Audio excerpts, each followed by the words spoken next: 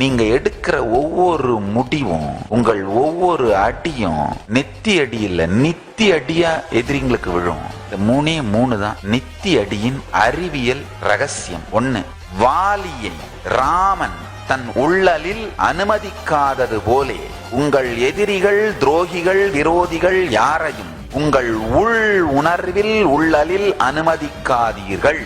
அது ரொம்ப சேக்ரடான, இன்டிமேட்டான, பர்சனலான ஸ்பேஸ்.